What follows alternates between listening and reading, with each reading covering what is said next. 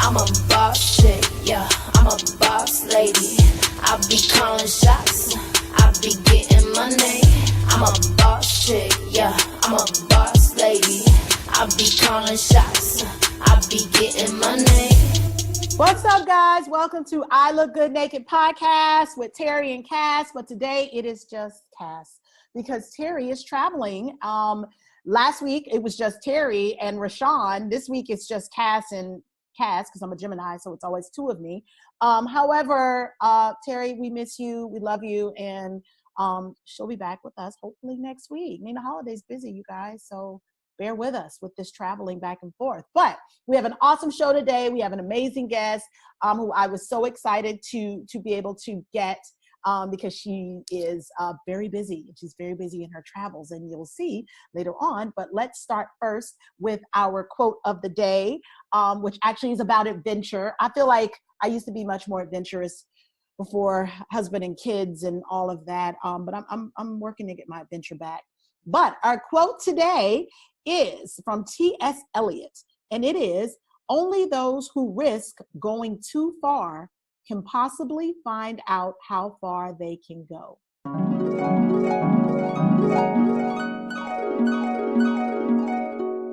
Again, only those who risk going too far can possibly find out how far they can go. I love this quote because you have to push it to the limit.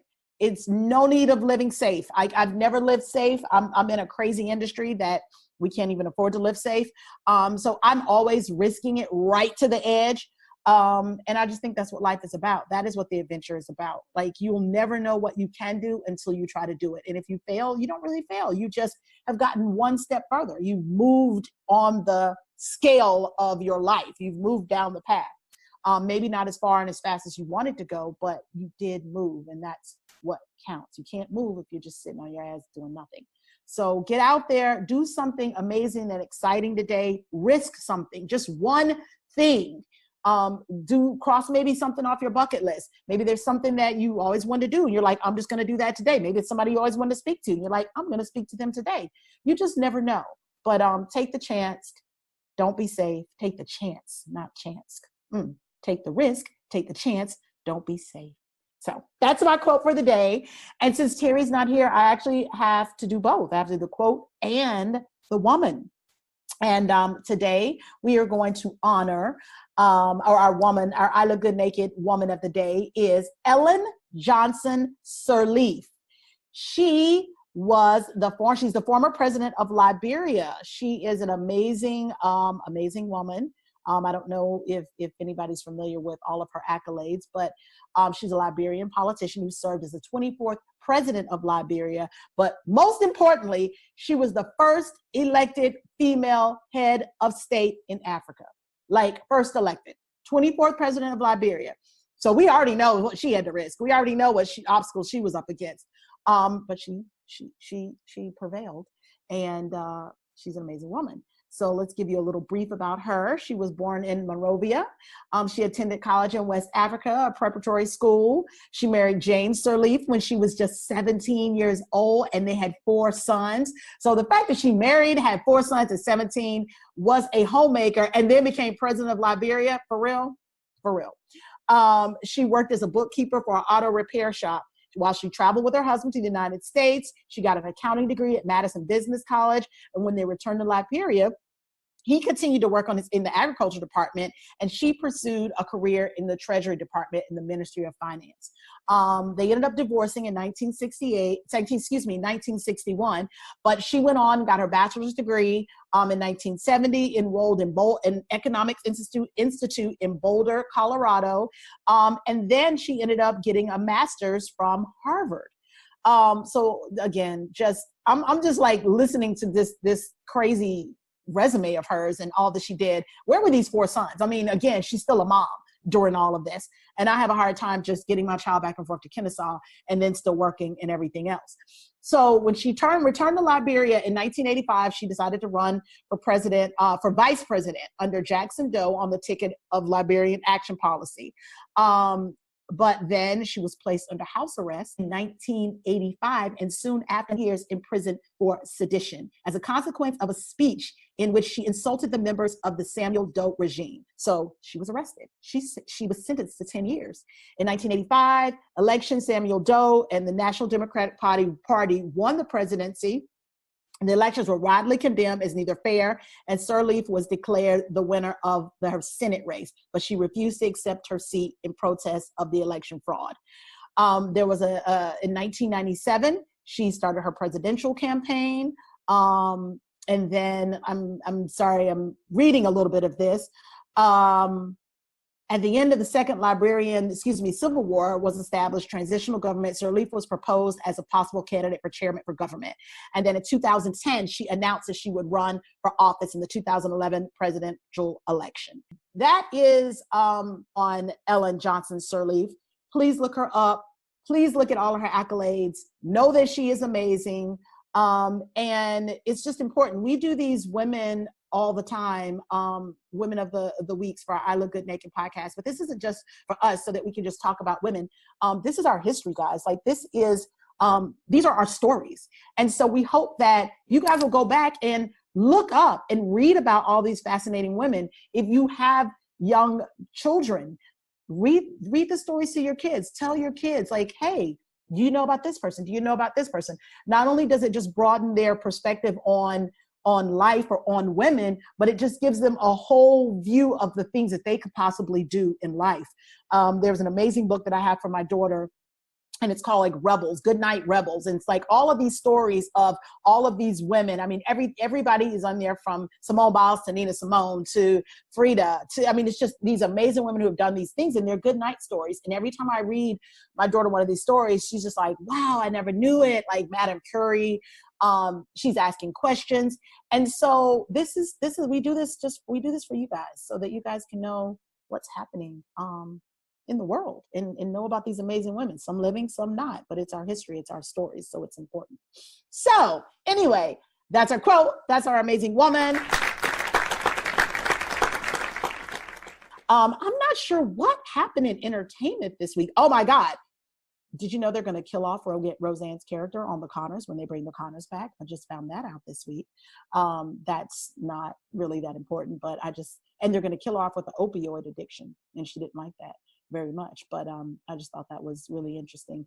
This entertainment business, man, they are ruthless. I do believe she was wrong, but it could at least made her die like in a car accident or just, I don't know, something nice.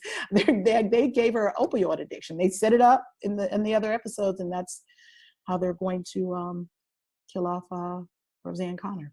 What else happened in entertainment this week? I'm not really sure. So since I can't think of anything else that happened in entertainment this week, and we have an amazing guest that's coming up, we're just going to get right to the podcast because I miss being able to talk to Terry, and I don't like just kind of sitting here talking to myself and the viewers. So all that being said, we will be back in just a moment with our amazing guest. You guys stay tuned because she is going to drop some knowledge on all of her travels. So that's just a little hint. So stay tuned. I Look Good Naked podcast. We'll be back in just a moment. I'm a boss chick, yeah, I'm a boss lady. I be calling shots, I be getting money. I'm a boss chick, yeah, I'm a boss lady. I be calling shots, I be getting money. Hi, everybody, with I Look Good Naked podcast. We are back. As you know, it's just your girl Cass today. Terry is actually off shooting a sitcom in LA, so she couldn't be with us. However, I have a wonderful guest, and I'm so excited to have her on the podcast. Her name is Jessica Nabongo. Jessica, welcome to I Look Good Naked. Hello, hello, hello. How are you doing today? I'm good. I'm a little tired, but I'm good. You know what? You should be tired, but I'm not even mad that you're tired because you're tired from all of your traveling, which again, I'm so envious of. Just tell me a little bit about who you are, where you're from, and this journey that you are on. Just let everybody know what's going on with Jessica. Okay, so I am Jessica. I was born and raised in Detroit, Michigan to Ugandan immigrants. I'm in Detroit right now at my home. And I am currently on a mission to become the first Black woman to travel to every country in the world. That's just freaking amazing. And how many? I mean, it's just amazing. Really, just even a Black person, woman, it doesn't even matter. Just the fact that you are a human being that has decided to make this your quest in itself is amazing. Why this? Like, what started this? So I've been traveling most of my life, and I was actually with my homegirl in Bali. When was this? February 2017. Mm-hmm. And we were just chatting. It's funny because we were just traveling together in the Middle East. And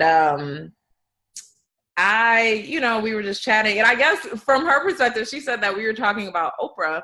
And I said, I want Oprah to interview me. And she was like, why would Oprah interview you? I'll figure something out. And so around that same time, this American woman, Cassie Day Pickle, she had just won the Guinness record for traveling to every country in the world the fastest. Okay. And she also said that she was the first woman. It turns out she was the first woman on record. A few other women have done it. But in total, all over the world, less than 200 people have traveled to every single country in the world. Yeah, it's crazy. I think a lot of people assume that more people have done it, but it's not easy. So anyway, long story short, I saw that story. I did a bunch of research and found out no Black woman had ever done it, and decided that I wanted to be the first. And understanding at that point, I was already at 60 countries, and I had always wanted to travel to every country in the world. My initial goal for it was to do it by my 40th birthday, but I just pulled the deadline up, basically. I love it. Well, surely, I think it's definitely Oprah worthy. So hopefully you will get that goal. I mean, I look good naked worthy. So I'm just excited to have you with us. And now you said you were born in Detroit to Ugandan immigrants. Mm-hmm. Being born as two immigrant parents, how was that? And how is that with everything that's going on now? Like, how do you feel about just this temperament of where we are with our country right now? Anti-immigration. So, I mean, growing up, it's weird because people can look at me and they either are like, oh, you're Black American, or, oh, you're African. Like it can go either way, right? Because obviously I have an American accent. I was born in the US, but I grew up in a Ugandan home. Like I did not grow up in a Black American home, African American, whatever you want to call it. I didn't grow up in it. We didn't eat macaroni and cheese and greens and all of that. We didn't. And when I was younger, I went to private schools. I went to predominantly white schools. And even though most of my neighborhood was predominantly Black, it was like a middle-class Black neighborhood in Detroit. So, and when I was home on the weekend, I was hanging with family. So Kenyans, Congolese, Tanzanians. My mom's best friend is Filipina. So I grew up very much around different immigrant people and their children. So we all have very similar upbringings, but I have a very distinctly different upbringing from people whose families are generationally American. And so that also changes the way I see the world and the way I think the world sees me in many ways. But beyond that, what was the question? Beyond that, just what's happening now today. Oh yeah, so anti-immigration. So one thing that it's interesting because even as I travel all over the world, you're seeing this wave of conservatism in the leadership in obviously the US, but also in Western Europe.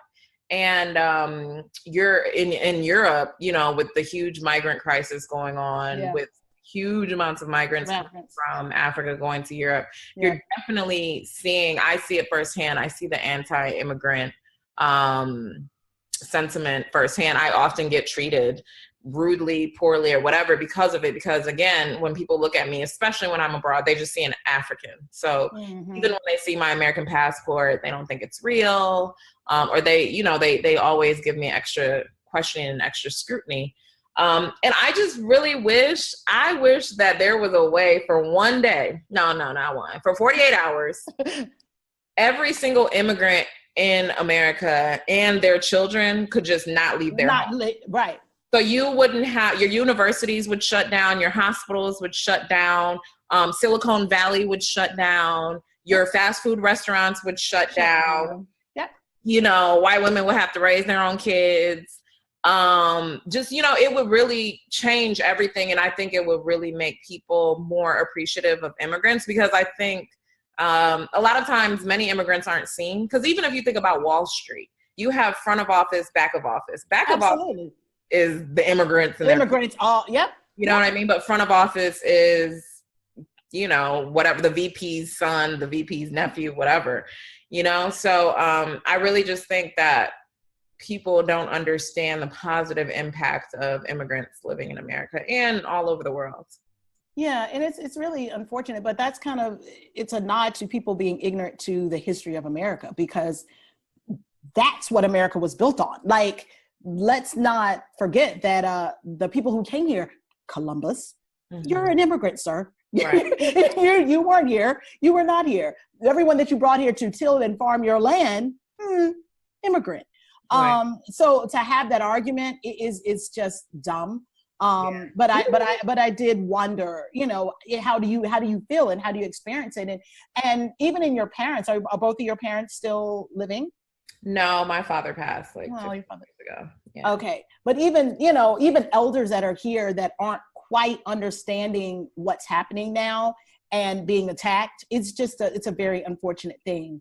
But we'll get off of that. But I hope that but 48, I think beyond 48 hours, kind of like when they did the whole government shutdown, it definitely should be a strong week. We just see a strong work week, a strong work week. Collapse, potentially. The economy could collapse, because I feel like we're at a place in America, everything is dire straits. Like we've got to take it all the way there for anybody to understand what's the repercussions of what's really happening. So let's hope. And we can start with 24, 48 hours. We can start putting that out there, and then see what's happening. I'm gonna figure it out. I'm gonna figure out how to get this done. So you just where was the last place you just visited? I just came from, so I was in the Middle East for about 3 weeks. So I visited Lebanon, Cyprus, Israel, Palestine, Jordan, and Kuwait. Okay. And you've been to the Middle East before, though, correct? Yeah, I've been to the Middle East, but those were all new countries. I've been to most of the Gulf countries, so like Bahrain, Qatar, UAE, Oman, and then I've been to several North African countries, which, you know, Arab states, so they're very similar in some ways. Right. And out of these places, and I'm sure you get this question, like, where would you, I'm not even going to say where do you like the best, but where would you live? Like, if you could just pack up tomorrow, today, and just say, you know what, forget all of this, I'm going to just start over somewhere else, where would that be and why? That's interesting. So it's really hard for me because I don't see myself living in just one place. In the last 10 years, I've lived in Japan, Italy, London, Rome, Detroit. That's just in the past 10 years and in different places. And Washington, D.C. I forgot. I lived in D.C. for a little bit. So I don't really see myself living in one place. But I think some places where I'd like to have a home would be Bali, Colombia for sure, Cartagena, Uganda, of course, and possibly Nairobi. Oh, okay. And those are places where like they feel like home. Like I get there and I feel comfortable. I feel like the people are amazing and kind. I feel like I have access to the things that I want. Things that are important to me is like fresh fruits and vegetables and foods. And, you know, just like vibrant cultures and a feeling of being alive. So those places are that for me. I love it. How many languages do you speak? So French is definitely my second best language. I'm losing a lot of it. And then I used to speak Japanese, but I do not anymore because if you don't use it, you forget. And then my Spanish is getting decent, and Italian. Okay. You know, Spanish, Italian. Okay. Okay. Very good. I love it. So where are you off next? And what do you, how many countries have you visited? How many more do you have? So I have been to 140 and I have 55 more. 50. I was going to say, you don't have that many more then. Everybody keeps saying that. I'm like, 55 is a lot. But 100 compared to 140, like you're over the hump. Right. You know, like if I've done When I'm at 15, I'll feel like I'm over the hump. And what do you anticipate? How long do you anticipate this 55 taking? So I actually had planned on finishing by my 35th birthday, which is May 15th. Okay. But I'm actually slowing down because I've been self-funded, except for I have a GoFundMe. I was about to ask you about that. I have a GoFundMe, and over 300 people have very kindly donated, and I've raised like around $12,500, which has been amazing. It costs a lot more than that. So I've run out of money. So I'm looking for brands, sponsors to do more fundraising. So I'm actually going to be slowing down, and I'm changing the end date. So the new end date is going to be October 6th, 2019. And the reason I picked that date is not only because it buys me more time, but that's my father's birthday. Aww. And obviously he was incredibly instrumental. It was because of him, he got a scholarship to come to the US for university, went back to Uganda, taught, and then ended up getting an opportunity back here and coming back with my mother. And during my childhood, we traveled like to Uganda, to the Caribbean, to Mexico. And so from a very young age, my parents showed me that I can go out and see the world, and I can do anything that I want to do. And obviously my father was a huge part of that. And so since he can't be here to see the journey, I just thought it would be great to land in my last country on his birthday. I love that. And do you know where your last country, you have that planned out? So it's either going to be the Seychelles or Mauritius. So it was really important for me to do it in Africa. Yes. There's a couple things pending, but it will be one of those two countries. Okay. October 6th? October 6th.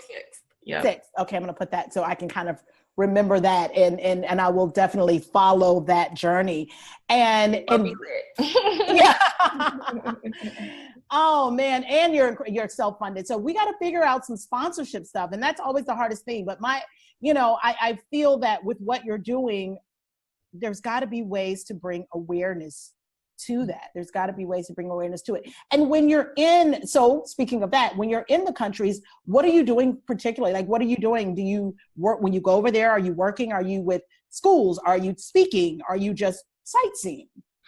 Is it different every country, which I'm sure? Yeah, it's definitely different every country, but really for me, it's about getting to know people. Okay. So I don't focus solely on sightseeing. Sometimes I don't even see the major things I'm supposed to see because I might meet someone who's a local and we start chatting and we end up in a restaurant talking for 4 hours. And those are the sorts of experiences that I love. And I've been super fortunate. So I did my master's in London. And I worked for the United Nations as well. So I have a network in a lot of countries, or like it's easy to get friends of friends. And also because of my following, it's also easy to connect with people on the ground. So for example, I was just in Beirut, and one of my followers, I don't know her, she's like, oh, I'm Lebanese, I live in the States, you should link up with my cousin. And so I linked up with her cousin, Mirna, and now like, we met and immediately it was like, damn, like your like it just, the feeling between us was so amazing. She actually was born and raised in Nigeria, which is so cool. And yeah, she like took me around for 2 full days. We went and saw sites, we went to eat, we did shisha. She told me so much about the country, but also just learning about her. And I also was able to connect with other people while I was there. And that's such an amazing experience. So I definitely didn't see everything I was supposed to see in Lebanon, but just getting to be with her and learn a lot about local culture and about her and everything. It was such an amazing experience. And fortunately that happens to me in many of the countries that I visit. Oh my God. That tells you that this is obviously destined. This is the way it's supposed to be, because, I could decide tomorrow, you know what, I'm just going to go start traveling countries. I wouldn't have the same experience at all. Have there been any misconceptions or things that you've learned, like particular countries you're like, oh, this surprised me, just kind of times, were there times that you were completely caught off guard? So I've been traveling for a really long time, right? And, which seems like you wouldn't be caught off guard too often. Yeah. And I studied international development, so looking at geopolitics, looking at cultures of various countries. So I travel with a knowledge that I feel like a lot of people don't. Also working at the UN, like I've come into contact with people from all over the world. Right. And so I travel with a very open mind. So Mm-hmm. it's funny. For example, I was just in Jordan, right? And super excited, amazing. It's now one of my favorite countries. When I was there, they were talking to me about how they had a huge decline in tourism after 9/11 and after the Syrian crisis started. And I'm like, what are you talking about? Like, why? Because I didn't even think about it. Jordan is one of the safest countries in the region. So for me, I'm like, no brainer. Like Jordan's super safe, fairly lit, like super liberal actually as compared to its counterparts. Uh-huh. But I didn't consider, because I don't, that when people think of the Middle East, they think of it as one block. Yeah, absolutely. They're like, so there's something going on in Syria. They're like, oh, I can't go to Jordan. And I didn't even think about it because, again, I just have a different outlook on the entire world. Right. So it's very rare that I'm surprised, because I don't go in with expectations, whether they're high or low. I'm just going in like, hey, tell me about your home. You know, tell me about the people. Tell me about everything. I want to know it all. So I mean, what I will say, when me and two of my homegirls, we did a road trip through Eastern Europe. Obviously, Eastern Europe, it's very homogenous. It's very white. Yeah. And we were in Macedonia, and in a pretty rural part, Lake Ohrid, which is super beautiful. And the people were just so nice to us, so welcoming. We would walk down to the lake in the morning and they're like waving and helping. And most of them didn't speak English, but everyone was just trying to be helpful and kind. And, you know, a lot of Black people reach out and they're like, well, which countries are safe for Black people? And I always say, just go. Go wherever you want to go, because it's in your mind. It's in your mind. Yep. Absolutely. And the way we're treated in the US is not, I mean, there's definitely global anti-Blackness, but it's just not as bad in other countries, point blank. Right. And I also just feel like my experience won't be your experience. Whether if we're both Black, like we look different. You're gonna meet people that I didn't meet. So for example, a friend of mine, Gloria, she's a huge travel influencer as well. Her handle is Glow Graphics. I love her page. And we were doing an Instagram live, and she talked about the terrible experience she had in Prague.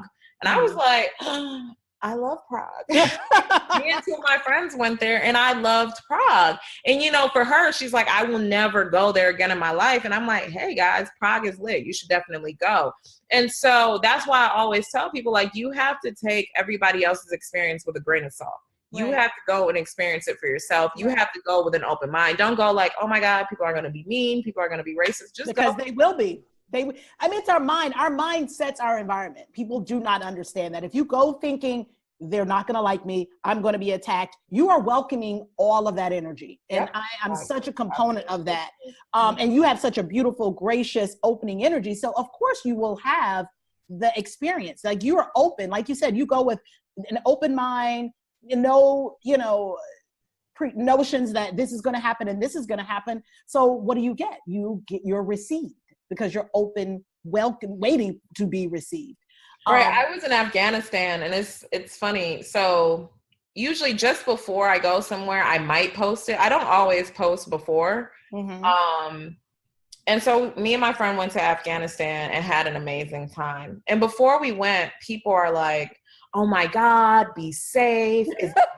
Why are you going there? Da, da, da. And I'm just like, have you been to Afghanistan? Right. Like, okay, maybe people who are in the military, you've been and you lived on a compound. Okay. But you know what I mean? And I'm like, why don't you tell me be safe when I'm in the US? I was in Miami a couple years ago and the police pulled a gun on me point blank range. Nobody told me to be safe when I was going to Miami. Wow. I was in Paris and someone tried to rob me. No one tells me be safe when I'm in Europe. You know what I mean? So I'm just like, number one, I'm safe everywhere I go because I am no fool. But number two, what I love about this journey and what I love about having the platform is that I can show people, hey, there's safe places everywhere that you go. There's beautiful places everywhere. And yeah, sure, there's dangerous places as well. I've been super fortunate that I haven't had, many terrible things happen to me. Like 99% of my trips have been super safe and really great. So, but it's what you talked about. It's that energy. I don't invite that energy to me. Right. So. Yeah. And all that resonates. It resonates from your page. I hadn't spoken with you before, but I was just like, she's just so interesting and she's so intriguing. And is she documenting this? I'm like, is this a documentary? What is she doing? Like, why don't people know? Why don't more people know? Why is she not on HBO? Like, literally, I got so amped because I'm like, we just need, like, this in itself is a story. This is a story that one day you will be able to share with the next generation. And it's just an amazing journey. And I'm just very honored to even be speaking with you. I only have a couple more things. Well, actually, are you documenting it? That's one thing. I am documenting it. I have one more thing. Okay. Oh, go ahead. Yeah. I am documenting it, obviously, mostly through Instagram. I have a lot of video content that I haven't posted. And then I just have my brain. But I mean, yeah, so the goal in like taking time to slow down is that I want to try and also raise money or get a production deal so that I can bring a crew and we can sort of film the last few countries, just because I have all of these amazing experiences and I'm like, damn, I wish I had a camera crew with me. Like I was in Solomon Islands, and it's a country in the South Pacific. That's where you can find a lot of the Black people with naturally blonde hair. And these are Black folks. Like they are Black people. They are Negro. And it was so interesting because I was traveling with this white American guy. And so when the two women who came who were going to show us around, we just started talking. Within 10 minutes, we're talking about hair. You know, and it was, for him, it was so fascinating. And I'm like, damn, why isn't there a camera here? You know, because it's like, yeah, I can go back to these countries later, but you can't recreate the authenticity of first meetings. So it sucks because, yeah, my limited funds mean that I don't have a camera crew. And I'm missing a lot of this, but hopefully, like I said, I can raise money or get a production deal and get a crew with me. Well, we will talk offline about that. I'll have Melissa follow up, just because we are a production company, and I would love to see this documented. And Melissa actually texted me. She's chatting. She's our amazing producer. She produces and directs as well in film. But she had a question. She was like, okay, so we have a large female audience. This will be the last question. And she wants to know, or would like for you to talk about, how much truth is there in what some people say is a myth, we don't know, that foreign men adore women of color? That's funny. I think depending where you are, it's like the intention is different, right? Yeah. So I think like in some ways there's the hypersexualization of Black women, right? So like a lot of foreign men are interested in having sex with Black women. And in other ways, I think there is the adoration of like, look at these amazingly perfect specimens that are Black women. So I definitely think it's both. One of my ex-boyfriends is Italian. We actually met in London. And I've dated an Australian before. A few people from a few other places. And so, yeah. And I mean, for me, I feel like my husband probably isn't American. I'd like to focus more on dating. I haven't done it that much. But yeah, I mean, I definitely feel like, you know, a lot of men when I'm abroad are definitely like, wow, like you're really gorgeous and all that kind of stuff. So, you know, the intrigue of it all. I think a lot of it is definitely the intrigue. Gotcha. Well, I am, again, so thankful that we have had you here on I Look Good Naked. Please give us all of your information so that we can follow you, your GoFundMe information, just everything. Where can we find Jessica so that we can travel her, so we can follow her travels? I'm like, travel her. Because you do travel with, you always say you're traveling with someone. I don't know if you find people online and you travel with them as well, but how can we follow you? Yeah, so my blog is thecatchmeifyoucan.com. On Instagram and Facebook and YouTube, it's The Catch Me If You Can. And on Twitter, it's the CMIYC. And that's where you can find everything. I'm most active on Instagram. That's where you'll see my Insta stories and all my posts and everything like that. So, GoFundMe. Please, if you have $5, literally all I'm asking for is $5. If all of my followers gave me $5, I could have a production team with me. So my GoFundMe is gofundme.com/catchmein195.